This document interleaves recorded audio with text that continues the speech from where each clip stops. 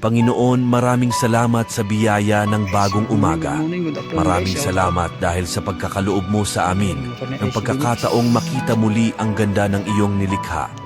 Hiling namin sa buong araw na huwag mo kaming pababayaan dahil wala kaming magagawa kung wala ka sa aming buhay. Akayin at gabayan mo kami sa maayos at payapang buhay. Ang lahat ng ito ay sama-samang panalangin sa ngalan ni Kristo, aming Panginoon. Amen.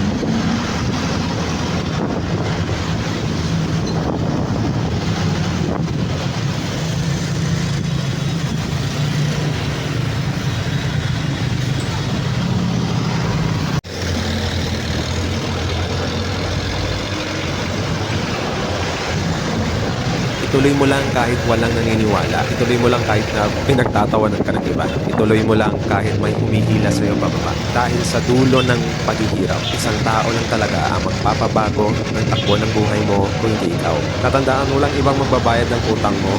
Walang ibang magtatayo ng magandang bahay para sa pamilya mo. Walang ibang bibili ng dream car mo. Walang ibang aaahon sa iyo sa kahirapan kung hindi ka.